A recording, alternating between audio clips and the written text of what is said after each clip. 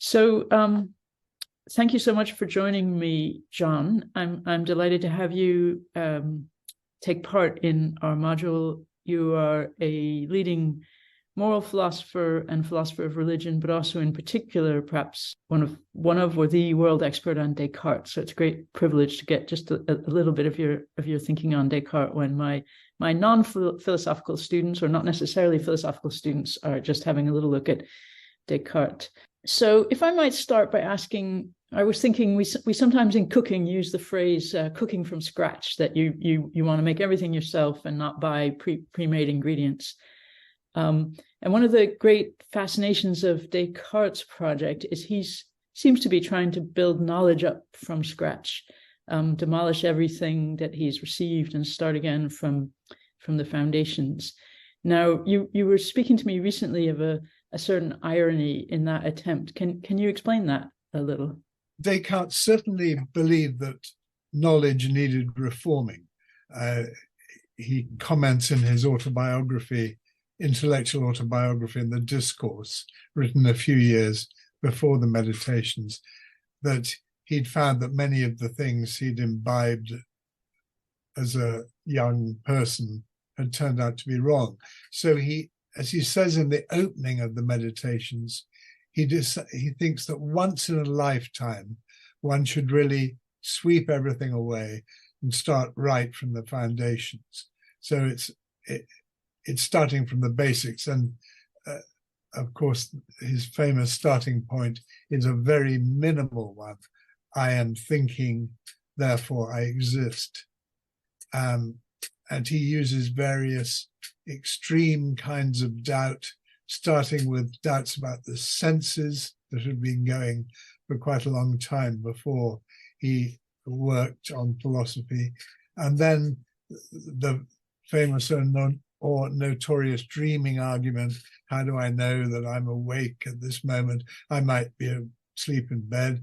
And then broadens it out. So maybe the whole of life is a dream, maybe then there isn't an external world, there isn't a planet Earth, everything's up for grabs. And yet in doubting everything, he comes to realize at least that he exists. Now, the irony you mentioned is not so much ironic as it prompts the question, how much did Descartes really doubt? Are we to take him seriously when he talks about starting absolutely from the bedrock? Of course, in order to think, in order to meditate at all, he must have some grasp of the concepts involved. Even in order to reach his own existence, he's got to know, as he explicitly admits in reply to questions from correspondents, you've got to know that pour penser, il faut être. In order to think, you've got to exist. So that's not doubted. And when he was challenged about this, he said, well, I didn't say that we start by knowing nothing. I'm looking for, what I'm doubting is the existence of various things. And the cogito, I'm thinking, is the first existential truth, but not the first of all truths. So it's actually interesting if you look on to the third meditation, where he goes back over his arguments and he recaps the idea of this malicious demon who's exercising all his efforts to deceive you or me. So there's no earth, no sky, no external world. Everything's an illusion, rather like the Matrix scenario. But he then goes on, just read this little passage in the start of the third meditation. He's actually now talking about the deceiving God idea. An all-powerful God could deceive me, even in the simplest things. But he then says, yet when I turn to the things themselves, which I think I perceive very clearly, I'm so convinced that I spontaneously declare, let whoever can do so deceive me, he'll never bring it about that I'm nothing, so long as I think I'm something, or that 2 and 3 make more or less than 5, so long as I focus on that proposition. So my grasp of those concepts is never in question. And I think actually he's very much here in the tradition of Thomas Aquinas, the great philosopher, theologian in the 13th century, insofar as he believes in a natural light, what Thomas Aquinas called the natural light of reason. Without that, I couldn't get meditating in the first place. Without that, I couldn't coherently entertain any proposition. So when people talk about total Cartesian doubt, I think they should be aware of that it isn't as extensive as we might think. Right. So there's already a presupposition that he's kind of inherited from the tradition about the natural light of reason, and he hasn't gone as far as doubting that. Fundamental faith in the powers of the human mind remains. Thomas Nagel, in a recent book called Mind and Cosmos, talks about the evolution of consciousness as an instrument of transcendence, able to grasp objective truth and objective value. And I think actually Descartes believes that too. In reply to a correspondent, he said, a reliable mind was God's gift to me. Or I received a reliable mind from God. And that, although not made explicit in the first 2 meditations, I think has to be there under the surface, or the whole thing would unravel. Right. Okay. Thanks very much. It's also the very form of the meditation. He's inviting readers into a kind of familiar genre, isn't he? That of a kind of spiritual guidance as well, I suppose. I think so. There's quite a lot of temporal indexing, as philosophers say. You know, the first day, the second day. In yesterday's meditation, I did so and so, and that does reflect the spiritual exercises of Ignatius, the most famous example, in the middle of the century before Descartes.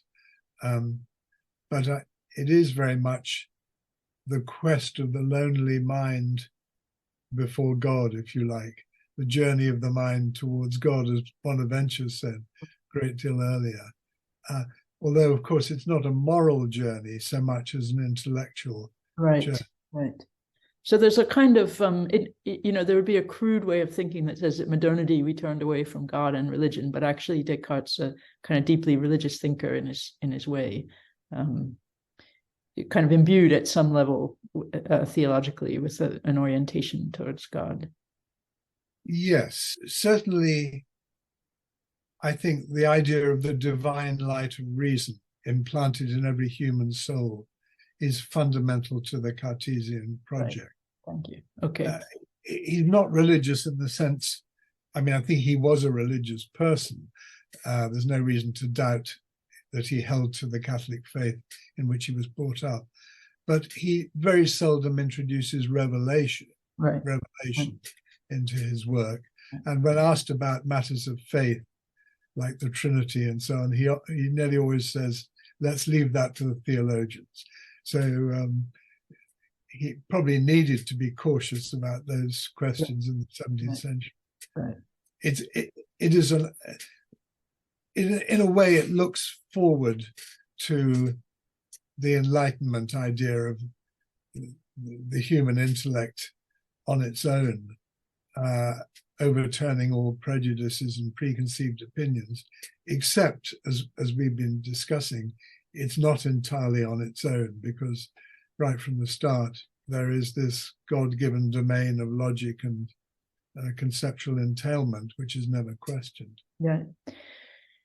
Right. Well, thank you very much. That's really illuminating on Descartes. I wanted, while I had you with me, to take the chance to ask you a slightly different kind of question, which is to ask you, so faith and reason is one of the themes that runs throughout any study of theology. And so as a particular case study in that, it'd be interesting to ask you as a philosopher who's also a person of faith, whether you can say something about how you see the relationship between those two things.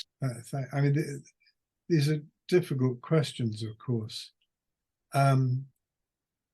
I think personally, I would not want my faith to contradict anything that is established by science or logic or reason.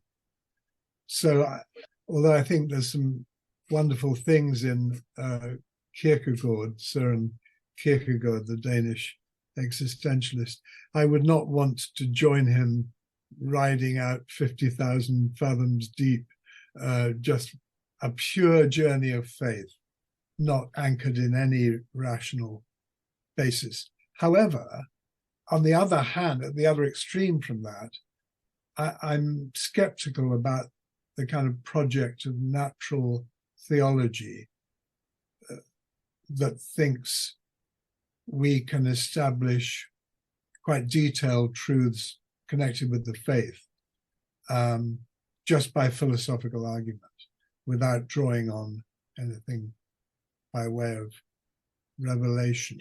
On the other hand, I think philosophers have got themselves into rather a muddle about revelation, because they tend to think about religious experiences, visions of angels and things like that.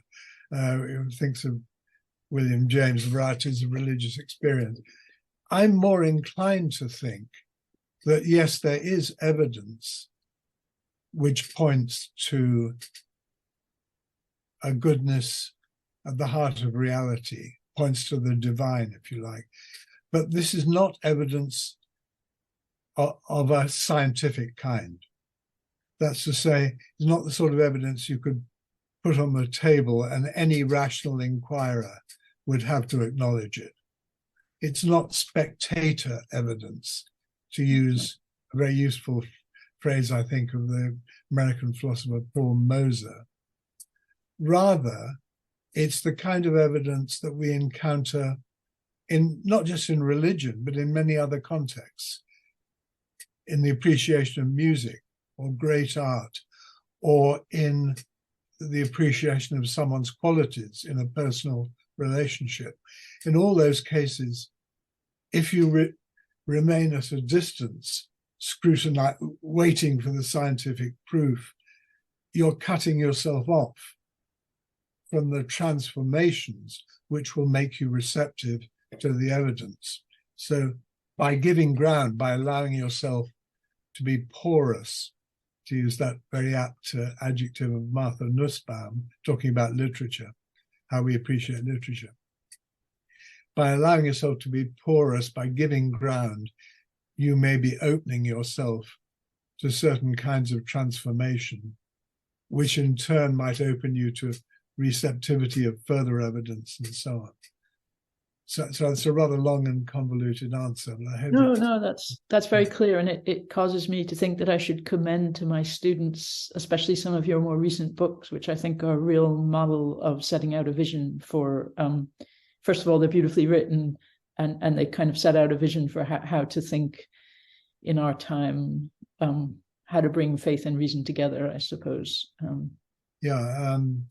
I've used the rather, perhaps not ideal label, but for want of a better term, humane philosophizing, which, and there's a book shortly coming out from OUP called The Humane Perspective, which involves some essays of this type.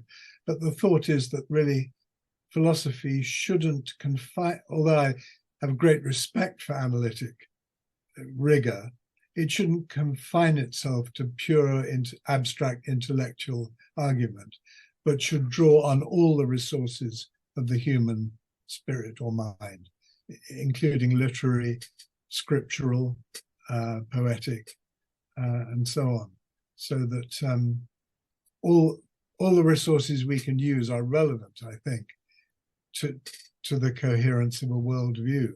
And I think a religious worldview is best understood in that way, not as a set of theoretical postulates. Well, thank you very much, John. I'm really delighted that you were able to share a bit of time with us. And again, I commend your books to my students. So thank you very much. It's been very good to talk. Thank you for asking me.